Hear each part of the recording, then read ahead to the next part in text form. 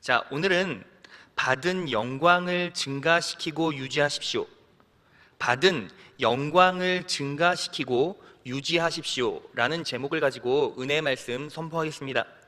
여러분, 지난주 사역을 다 마무리하고 집에 돌아갔는데 아내가 저에게 넌지시 쪽지 하나를 주었습니다. 메모 하나를 주었는데 그 글을 읽어보니까 너무 감격스럽고 감사했어요. 하나님의 은혜가 놀라웠습니다. 그래서 제가 이 글을 소개하는 것으로 이 말씀을 시작해 보겠습니다. 저는 40대 중반의 전업주부입니다. 남편과 자녀들, 가정을 위해 살다 보니 어느새 아내, 엄마로서의 삶이 익숙해졌습니다. 매 순간 가족들의 넘치는 사랑이 감사했지만 이제 곧 50세라는 나이의 무게감이 느껴졌을 때부터 삶의 자괴감이 들기 시작했습니다. 가끔 저 멀리 달아나서 잡히지도 않는 젊음과 반짝이던 시절들이 떠올랐지만 현재 단절된 사회의 커리어로 인해 어디에서도 인정받고 있지 못하는 현실을 마주할 때마다 마음이 아팠습니다. 다시 세상에 나가볼까라고 생각을 하다가도 내가 나가면 도대체 뭘 할 수 있을까라는 생각이 교차되어 삶의 생기도 잃어가고 살아갈 동력도 사라져갔습니다. 그런데 오늘 예배를 드린 후 하나님의 은혜가 너무 감사했습니다. 내 안에 예수님께서 나의 영광, 빛, 광채, 탁월함이 되어주신다는 말씀을 듣고 갑자기 눈물이 났습니다. 늘 빛이 되는 삶을 살게 해주세요 라고 기도했는데 내 안에 계신 그리스도가 빛 그 자체라는 말씀을 듣고 나도 예수님만 모시면 빛나는 삶을 살 수 있겠구나 라는 믿음이 생겼습니다. 그러면서 내 안에 예수님을 보지 못하고 스스로 내가 빛나지 못해서 안달했던 내 자신이 부끄러워졌습니다. 이제는 나를 빛나게 해주시는 예수님만 바라보면서 살고 싶습니다. 여러분, 어떤 성도가 저에게 이런 글을 남겨주셨어요. 여러분들은 이 글을 마주하고 어떤 생각이 드셨습니까? 여러분, 저는요 이렇게 정리했습니다. 여러분, 인간의 인생은 언제나 10대, 20대일 수만은 없습니다. 그리고 삶을 살아가면서 내가 무가치하다라고 생각하는 것, 내가 무의미하다고 생각하는 것을 반복적으로 해야 될 때도 많이 있죠. 그래서 회의감도 느끼고 자괴감도 느끼기도 합니다. 그게 인간의 인생이라는 거죠. 그럼에도 불구하고 중요한 게 하나 있어요. 세상 사람들, 보편적인 인간은 그런 삶을 살 수밖에 없지만 그리스도인은 달라요. 왜냐하면 하나님께서 이 땅에 예수님을 보내주셨고 그분이 우리의 생명이 되어주시며 그분이 우리의 빛이 되어주셨기 때문이에요. 믿으십니까? 자, 그리고 그 빛이 되신 예수님이 지금 어디에 계십니까? 우리 안에 계세요. 요한복음 1장 2절에서 4절이에요. 그리스도는 맨 처음부터 하나님과 함께 계셨고 모든 것은 그분을 통해서 창조되었으며 그분 없이 만들어진 것은 아무것도 없다. 4절, 그리스도 안에 생명이 있었으니 이 생명은 인류의 빛이었다. 여러분, 예수님께서 이 땅에 생명으로 오셨고 우리의 빛이 되어주셨습니다. 그 예수님이 지금 어디에 계십니까? 우리 안에 계세요. 지난주에 우리가 함께 나누어 보았죠. 골로새서 1장 27절 말씀입니다. 하나님께서는 이방 사람 가운데 나타난 이 비밀의 영광이 얼마나 풍성한지를 성도들에게 알리려고 하셨습니다. 이 비밀은 여러분 안에 계신 그리스도요 곧 영광의 소망입니다. 빛이 되어주시는 예수님께서 우리 안에 계시기 때문에 어때요? 우리는 삶을 살아가면서 놀라운 영광의 소망을 갖고 미래를 맞이할 수 있어요. 여러분, 이 진리를 저에게 쪽지를 보내주신 성도님은 깨달아 버린 거예요. 성령 하나님께서 역사하셔서 마음을 바꿔주시고 치유와 회복을 누리게 해주신 거죠. 여러분, 저와 여러분도 마찬가지입니다. 여러분, 어제와 같은 오늘, 오늘과 같은 내일을 우리는 계속 살아가야 할 수밖에 없을지도 모르죠. 그런데 중요한 게 뭐죠? 여러분 안에 누가 계세요?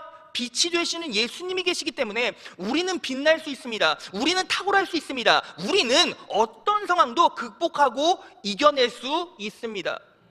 그런데 여기서 하나 우리가 꼭 알아야 될 게 있죠. 그러한 진리를 받아들이면 어떻게 됩니까? 계속 치유와 회복이 지속됩니까? 물론 그럴 수도 있지만 일시적일 수밖에 없어요. 삶이 또 계속 반복돼 가면서 우리의 영은 메말라가고 시들어갈 수 있다는 거죠. 그래서 우리는 어떻게 합니까? 예수님을 통해 받은 영광을 증가시키고 유지해야 돼요. 그럴 때 그 치유와 회복의 은혜가 지속적으로 계속된다는 것입니다. 믿으십니까? 자, 그래서 오늘 우리는 이 본문 말씀을 통해서 예수님을 통해서 받은 영광을 어떻게 증가시키고 유지할 수 있을 것인가, 이 원리를 알아볼 거예요. 오늘 성경 하나님께서 우리에게 주신 원리, 진리는 두 가지예요. 하나하나 살펴보겠습니다. 첫째, 예수님의 사랑을 통해 우리의 연약함을 해결하라는 거죠. 그럴 때 영광이 증가하고 유지된다는 겁니다. 여러분, 이 사실을요 우리가 정확하게 이해하기 위해서 하나님께서 인간을 태초에 어떻게 창조하셨는지를 알아야 돼요. 여러분, 하나님께서 태초에 천지를 창조하시고 인간을 창조하셨을 때 인간은 어떤 모습이었습니까? 인간은 하나님의 영광에 둘러싸인 존재였어요. 자, 말씀으로 확인해 볼까요? 시편 8편 4절에서 5절입니다. 사람이 무엇이기에 주님께서는 사람을 돌보아 주시는지요? 주님께서는 사람을 천사보다 조금 못하게 지으시고 인간을 창조하실 때 천사보다 조금 못하게 지으셨죠. 그 머리에 영광과 존엄의 왕관을 씌우셨습니다 라고 나와 있어요. 여기서 씌워주신 왕관은 둘러싸다, 애워싸다 라는 복합적인 의미를 가져요. 그래서 인간은 창조되어졌을 때 어떤 모습을 나타냈습니까? 하나님의 영광이 인간들을 애워싸고 있었어요. 둘러싸고 있었다는 거죠. 여러분, 그래서 하나님께서 아담과 하와를 창조하시고 처음에 어떤 명령을 주셨습니까? 어떤 사명을 주셨죠? 생육하고 번성하고 땅에 충만하라, 땅을 정복하라, 땅을 다스리라 라는 미션을 주셨어요. 그 사역을 감당할 때마다 그들에게는 뭐가 있었어요? 영광이 있었어요. 하나님의 영광이 그들을 둘러쌌다는 거죠. 그런데 어떤 문제가 생겼습니까? 그 영광이 소멸되어졌습니다. 어떤 이유였죠? 로마서 3장 23절이에요. 모든 사람이 죄를 범하였음에 하나님의 영광에 이르지 못하더니 사람이 죄를 범했어요. 죄를 지었기 때문에 이제 하나님의 영광에 이르지 못하게 되었습니다. 하나님의 영광을 누릴 수 없게 되었어요. 그런데 어떤 기적 같은 일이 벌어졌습니까? 오늘 본문 말씀에 나와 있죠. 요한복음 17장 22절 상반절에 보면 이렇게 나와 있어요. 또 아버지께서 내게 주신 그 영광을 내가 그들에게 주었사옵니다 라고 분명히 말하고 있죠. 예수님께서 이 땅에 오셨어요. 그리고 우리를 위해서 십자가에 못 박혀 돌아가셨습니다. 그 은혜로 우리는 무엇을 회복했습니까? 영광을 회복했다는 거죠. 자, 그런데 뭐가 문제죠? 여러분들이 영광을 회복했으면 그 영광을 누려야 맞죠. 그런데 왜 그것들을 누리고 있지 못합니까?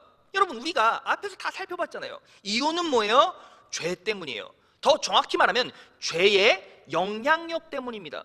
아, 목사님, 예수님께서 십자가의 구속의 은혜로 영광을 회복하셨다는 것은 결국 우리의 죄를 다 씻어주시고 끊어주셨다는 것 아닙니까? 그런데 왜 죄 때문에 우리는 그 영광을 누리지 못합니까? 라고 물어보신다면 여러분, 이거예요. 여러분, 바울이 뭐라고 했죠? 죄의 삭은 사망이죠. 그래서 죄에서 끊어졌다는 것은 우리가 더 이상 죽지 않는다는 거예요. 사망에서 해방되었다는 거예요. 믿으십니까? 이 말은 죽으면 어디 간다? 죽으면 어디 간다? 천국 간다는 거죠. 그게 죄가 끊어졌다는 거예요. 그런데 죄는 끊어졌고 우리는 사망 권세에서 벗어나긴 했지만 죄의 영향력 아래에 있어서 죄가 우리 삶을 통치하기 시작하면 똑같은 그 고통을 맛보게 돼 있어요. 여러분, 제가요 11년 전에 결혼을 했어요. 그리고 신혼여행을 떠났는데 일주일 동안 정말 꿀맛 같은 신혼을 경험했습니다. 그런데 그 신혼여행을 회고해보면 딱 반나절 동안의 지옥 같은 경험이 있었어요. 셋째 날 아침에 아내와 함께 작은 보트를 타고 바다로 나갔어요. 구명조끼를 단단히 입고 바다로 나갔는데, 여러분 저는요 그때까지 제가 배멀미가 있는지 몰랐어요. 제 아내도 배멀미가 있는지 몰랐대요. 근데 바다로 한 20분 정도 작은 보트를 타고 나갔는데, 한 20분이 지나니까 그때부터 배멀미가 일어나기 시작하는데 속이 울렁울렁거리고 토할 것 같고 두통이 막 생기고 너무 고통스러운 거예요. 견디질 못하겠는 거예요. 그냥 마음 같아서는 그냥 바다로 빠져버리고 싶어요. 여러분, 여러분들이 지금 배를 타고 있는데 그런 배멀미하는 상황에 처해 있다고 가정해 봅시다. 이것을요 죄로 한번 적용시켜 볼게요. 여러분, 배는요 죄입니다. 배는 뭐라고요? 죄예요. 배에 올라탄 우리는 죄인으로 살아가고 있는 우리의 모습이죠. 그래서 죄의 현상으로 우리는 뭐합니까? 죄의 영향력 때문에 배멀미를 해요. 하지만 우리는 내 몸을 바다로 던져도 죽지 않아요. 왜요? 예수라는 구명조끼를 입고 있으니까요. 여러분 보세요. 배멀미한다고 죽습니까? 죽지 않아요. 그런데 배를 타고 있다는 이유 하나만으로 배멀미는 일어나죠. 마찬가지예요. 우리는요 죄의 사슬에서 끊어졌습니다. 그래서 우리는 죽지 않아요. 왜? 예수 그리스도라는 구명조끼를 입고 있기 때문에. 그런데 배멀미는 하죠. 죄 안에 있으면 죄의 영향을 받아 배멀미와 같은 고통을 느낄 수밖에 없다는 거죠. 그게 바로 우리의 인생이에요. 그래서 바울은 이 부분에 대해서 이렇게 말해요. 로마서 7장 21에서 23절입니다. 여기서 나는 하나의 원리를 발견했는데 그것은 선한 일을 하려는 나에게 악이 함께 있다는 사실입니다.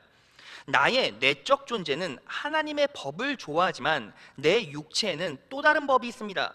그것이 내 마음과 싸워서 나를 아직도 내 안에 있는 죄의 종으로 만들고 있다는 것을 알았습니다. 24절. 나는 비참한 사람입니다. 누가 이 죽음의 몸에서 나를 건져주겠습니까? 여러분, 바울은 이미 구원받았어요. 그런데 왜 본인은 이 상황에서 비참함을 느끼죠? 왜 죽을 것 같은 고통을 겪고 있다고 말하죠? 바울은 이미 다 구원받았잖아요. 이유는 하나죠. 바로 죄의 영향력 안에 있었기 때문이에요. 우리도 마찬가지죠. 우리도 구원받았지만, 죽음의 사슬에서 끊어졌지만 죄의 영향력 가운데 있기 때문에 배멀미와 같은 고통을 겪는 거예요.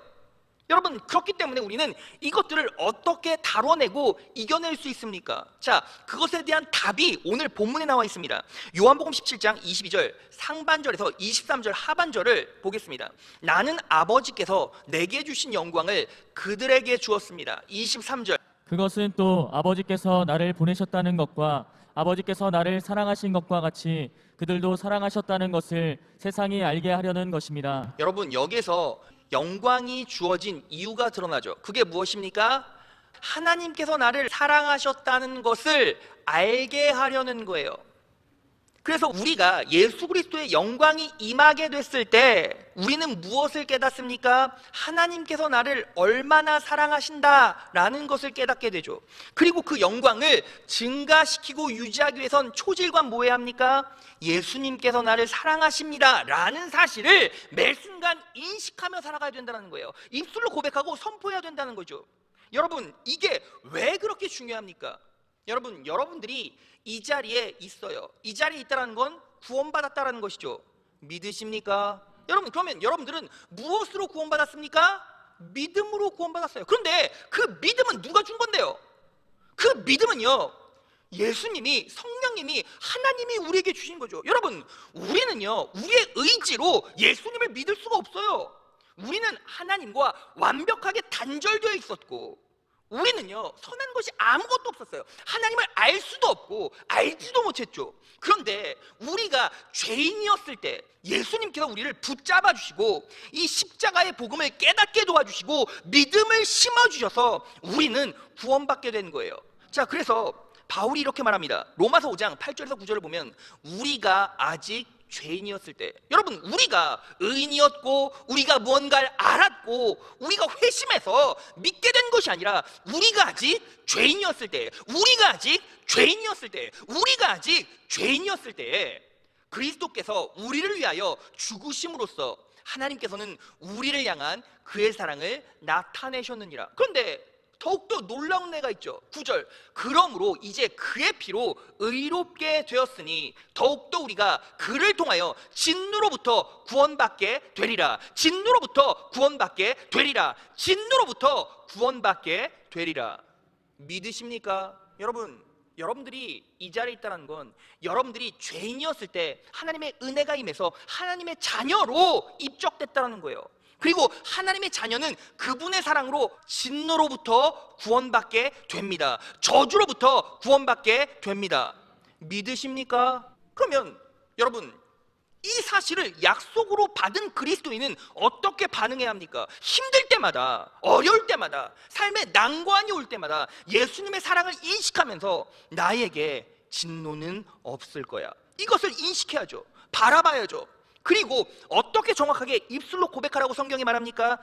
요한일서 1장 9절이에요. 만일 우리가 우리의 죄를 자백하면 저는 미쁘시고 의로우사 우리 죄를 사하시며 모든 불의에서 우리를 깨끗게 하실 것이오.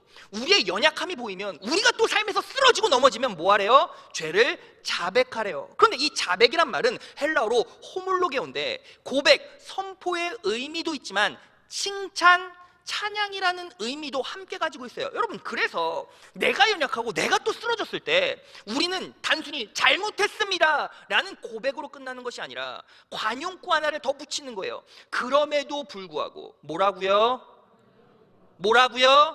그럼에도 불구하고 예수님께서 나를 구원하셨습니다. 그럼에도 불구하고 예수님께서 나를 사랑하십니다. 여러분, 그래서 정확하게 말씀드려볼까요? 내가 지금 입술에서 부정적인 말을 내뱉고 있고 냉소적인 말을 뱉고 있다면 그것 자체가 뭐예요? 불신이죠. 왜? 내가 나 망하겠어, 나 죽겠어, 못 살겠어, 사업이 망조가 나서 지금 큰일 나 끝장났어, 이렇게 부정적인 얘기를 한다는 게 결국 뭐예요? 내 안에서 역사하고 계신 하나님을 부정하는 거죠. 여러분, 그래서 여러분들이 삶을 살다가 또 넘어질 수 있어요. 또 쓰러질 수 있어요. 또 실수할 수 있죠. 그런데 그때마다 우리는 어떤 고백이 있어야 합니까? 요한이 이렇게 말했어요. 요한일서 2장 1절, 나의 자녀 여러분, 내가 여러분들에게 이렇게 쓰는 것은 여러분으로 하여금 죄를 짓지 않도록 하려는 것입니다. 누가, 여기서 누가라는 말을 빼고 내가라는 말로 집어넣어 보세요. 내가 죄를 짓더라도 아버지 앞에서 변호해 주시는 분이 우리에게 계시는데 곧 의로우신 예수 그리스도이십니다. 그 예수님이 어디에 계십니까? 내 안에 계십니다. 그래서 우리는 또 쓰러지고 넘어질 때마다, 또 하나님 보시기에 합당치 않은 행동과 말을 뱉을 때마다 어떻게 해야 합니까? 그 예수 그리스도의 사랑을 바라보며 그 선하신 예수님께서 나의 연약함을 덮어주시고 다시 일으켜주십니다, 다시 세워주십니다 라는 것을 확신 있는 믿음으로 가지고 살아야 돼요. 여러분들이 힘들고 어려울 때마다 부정적인 얘기하지 마세요. 냉소적인 얘기하지 마세요. 뭐 하는 겁니까? 하나님의 은혜를 선포하는 겁니다. 왜 그래야죠? 왜 입술로 고백해야 합니까? 왜 입술로 선포해야 합니까? 이유가 있어요. 여러분, 우리의 마음에는 생명의 성령의 법도 있지만 반대편에서 누가 역사합니까? 사단이 역사하죠. 자, 요한계시록 12장 9절에서 10절을 보면 사단이 어떻게 역사하는지가 나타나요. 큰 용이 내어 쫓기니 옛뱀 곧 마귀라고도 하고 사단이라고도 하는 온 천하를 꿰는 자라. 땅으로 내어 쫓기니 그의 사자들도 저와 함께 내어 쫓기니라. 내가 또 들으니 하늘에 큰 음성이 있어 가로되 이제 우리 하나님의 구원과 능력과 나라와 또 그의 그리스도의 권세가 이루었으니 우리 형제들을 참소하던 자 곧 우리 하나님 앞에서 밤낮 참소하던 자가 쫓겨났고 라고 나와 있죠. 그런데 참소하는 자가 바로 사단이에요. 이 참소가 무엇입니까? 폭로하다, 고발하다, 알게 하다. 여러분, 사단이 우리 마음 가운데서 어떻게 역사합니까? 우리가 연약함에 빠졌을 때, 또 죄악에 빠졌을 때, 죄의 영향 때문에 아파하고 힘들어할 때 죄책감을 불러일으켜요. 폭로합니다. 자꾸 사단은 어떻게 역사합니까? 대가를 치른다. 너는 그래서 죽을 거야. 너는 그래서 망할 거야. 야, 네 인생을 한번 쳐다봐. 네가 어떻게 살았니? 네가 말씀대로 살았니? 네가 성경대로 그렇게 거룩하게 살았니? 그렇게 못 살았잖아. 그러니까 넌 저주받아 죽어. 이런 메시지를 내 마음 가운데 계속 선동해요. 계속 폭로해요. 여러분들이 죄에 빠질 때마다 어떻게 합니까? 죄책감을 불러일으키고. 여러분, 그래서 우리는요, 죄에 빠지면 자꾸 어떤 눈으로 세상을 바라보게 돼요? 은혜의 눈이 아니라 율법의 눈으로 세상을 바라보게 돼요. 여러분, 율법의 눈이 뭐죠? 내가 행한 대로 대가를 치를 거야. 내가 행한 대로 대가를 칠 거야. 여러분, 그래서요, 믿지 않는 가정에 가장들, 부모들이 자식에게 하는 얘기가 뭔지 아십니까? 야! 네가 그따위로 공부하니까 넌 망하게 돼 있어. 당신이 이렇게 살림살이 하니까 우리 가세가 기울어. 당신이 그렇게 직장생활 하니까 우리 가정이 힘든 거야. 당신 때문에 애들이 망해. 당신 때문에 우리 가정이 무너져. 당신 때문에 사업 망했어. 여러분, 이게 뭐예요? 율법의 눈이잖아요. 내가 행한 대로 그 대가를 치른다. 그런데 우리는 지금 율법 아래 있는 게 아니라 누구 안에 있어요? 예수 그리스도 안에 있고 은혜 아래 있어요. 믿으십니까? 여러분, 정확하게 인식하셔야 돼요. 율법의 눈으로, 율법의 잣대로 판단하면 우린 다 지옥 가고 다 저주받아야 맞죠. 여러분들이 지난주에 하나님 보시기에 합당하게 얼만큼 뛰었고 얼만큼 축복받을 짓을 했습니까? 그러지 못하잖아요. 그럼에도 불구하고 여러분들은 버젓이 이 자리에 나와 있죠. 왜? 예수 그리스도의 은혜가 임했고 사랑이 임했고 여러분들을 감싸주시는 그 예수님께서 여러분들을 율법의 눈이 아니라 은혜의 눈으로 바라보고 계시기 때문이에요. 믿으십니까? 여러분, 잘 될 것입니다. 여러분들은 형통할 거예요. 여러분들은 무너지지 않을 겁니다. 여러분, 잘 생각해 보세요. 지금 상황이 어때요? 안 힘든 사람이 어디 있어요? 안 힘든 사람이 어디 있습니까? 안 힘든 기업이 어디 있습니까? 여러분, 분명히 인식하십시오. 교회 안에는 두 가지 부류의 성도가 있어요. 첫 번째는 말씀을 듣고 그냥 흘려보내고 그냥 인생을 똑같이 살다가 한 주 지나서 이 자리에 온 성도. 어떤 성도는 말씀을 금같이, 말씀을 내 삶의 밑거름으로 삼고 끝까지 말씀 의지해서 적용한 성도가 있어요. 그러면 어떤 성도가 결국은 승리하게 됩니까? 은혜로 살아가는 성도, 말씀을 묵상하고 말씀을 선포하고 말씀을 고백하고 말씀으로 살아가는 그 성도가 결국에는 이기게 돼 있고 승리하게 돼 있어요. 왜? 우리의 실력이 아니요 하나님의 은혜이기 때문입니다. 예수 그리스도의 은혜이기 때문이에요. 믿으십니까? 그 은혜로 승리를 일궈가신 여러분, 삶에서 빛과 같이 탁월한 삶을 살아가신 여러분 되시기를 진심으로 축원합니다. 자, 둘째, 마지막이에요. 교회로 하나됨을 이루라는 거죠. 공동체에 부어지는 은혜를 통해 내 삶의 영광이 증가되고 유지된다는 거예요.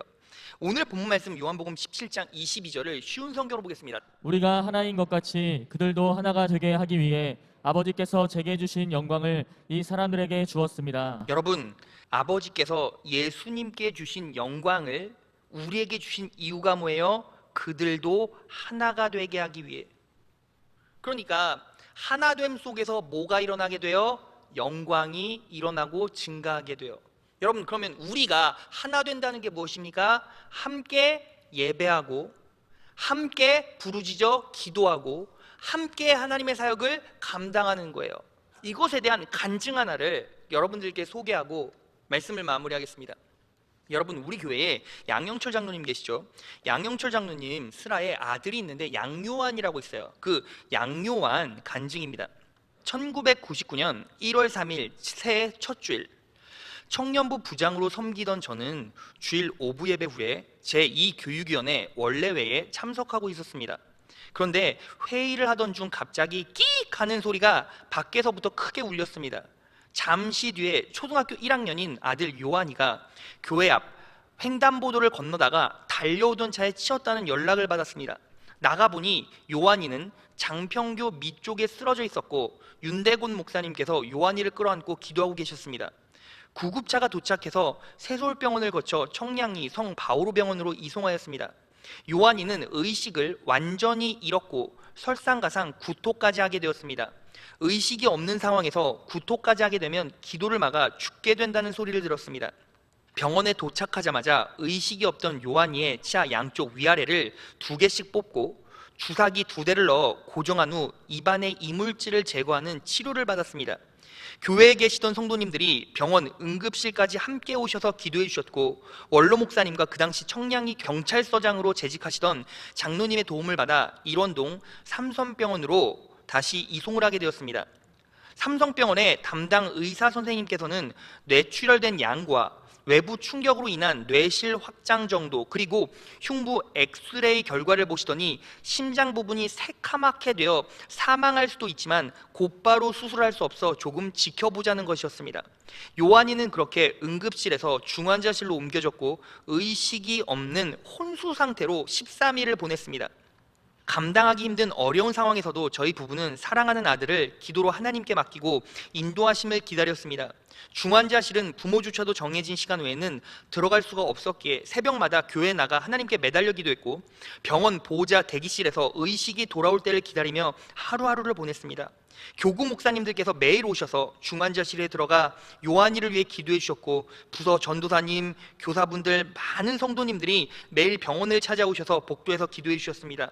또한 새벽 기도회 공예배 때마다 요한이를 위한 중보 기도가 이어졌고, 요한이를 위해 기도원을 찾아 금식하며 기도해 주시는 권사님, 남녀 전도회 친구들, 청년들과 교사들의 특별 기도회가 이어졌습니다. 원로 목사님께서도 그 바쁘신 중에도 병원까지 찾아오셔서 요한이를 안고 기도해 주셨습니다. 결국 하나님께서는 온 교회의 기도를 들어주셔서 13일 만에 눈을 뜨게 되었습니다. 기억, 니은에서부터 시작해서 점점 지능과 몸이 회복되었고, 겨울방학과 봄방학 사이에 며칠만 결석을 하고 곧바로 2학년에 올라가게 되었습니다.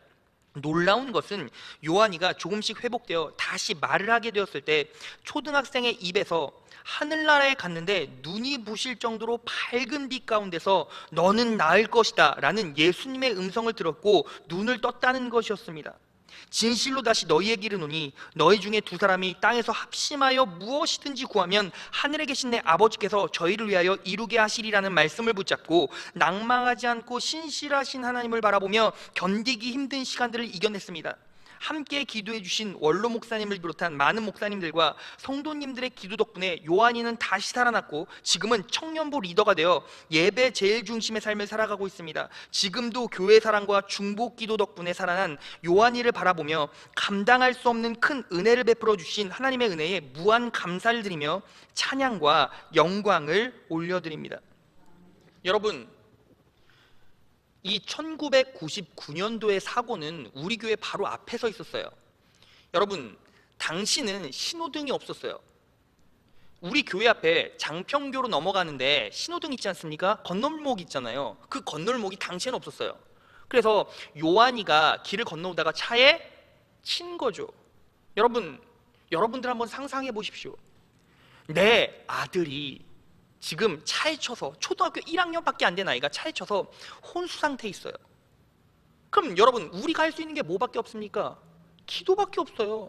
검사해 보니까 심장이 까맣대요. 피가 굳어가고 있어요. 숨통이 끊어져 가고 있어요. 그 상황에서 할 수 있는 게 뭐밖에 없어요?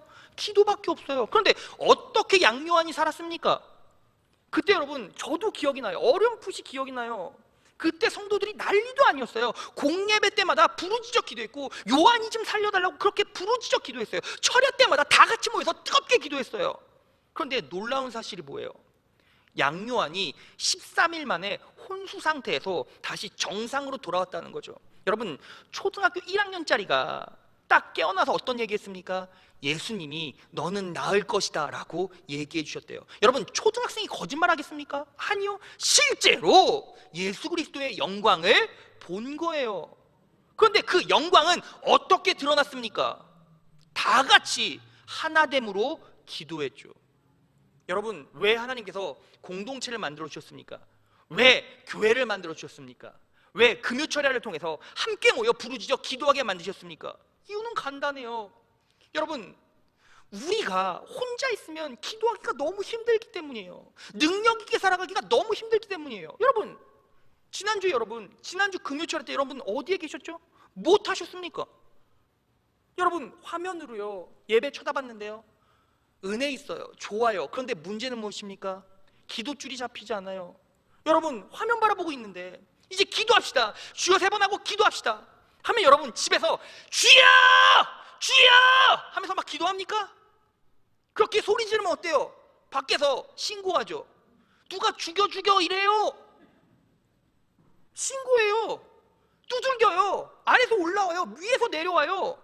여러분, 그리고 어때요? 그냥 예배 드리다가 갑자기 화면으로 보고 있으면 막 배 아파, 화장실 가고 싶어, 화장실 가고 있는데 응하고 나서 들어와 보니까 또 배고파, 그래서 밥 먹어. 밥 먹는데 TV 켜고 봐. 그럼 이렇게 되면 다 끝나는 거예요. 여러분 잘 생각해 보십시오. 2021년도 코로나 사태가 계속 이어집니다. 여러분 실제로 우리가 너무 힘들어요. 어려워요. 여러분, 여러분들의 가정만 힘듭니까? 아니요. 교회도 힘들어요. 여러분, 코로나 터지고 나서 교회가 지속적으로 어떤 일을 겪고 있는지 아십니까? 거의 매주 예배를 너무너무 싫어하는 지역에 사람들이 계속 신고를 해요. 민원을 넣어요. 막 성북교에서 약을 판대요. 우리가 무슨 약을 팔았습니까? 아니요. 뭐 주차를 제대로 안 해요. 교회가 이상해요. 사람들이 막 수천 명이 몰려. 그랬으면 너무 감사하겠어요.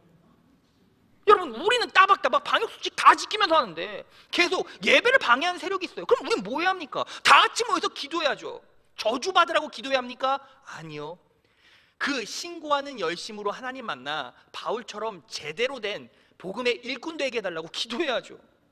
그리고 여러분, 삶이 힘들 때마다 부르짖어 기도하고 통렬하게 하나님 앞에 회개하고 하나님의 선하심을 고백하고 선포하고 능력 있는 기도를 이어가야죠. 그런데 여러분, 지금 우리의 삶을 보세요. 여러분들이 2021년 코로나 사태를 이어가면서 여러분들은 계속 어떤 마음을 갖고 계셨어요?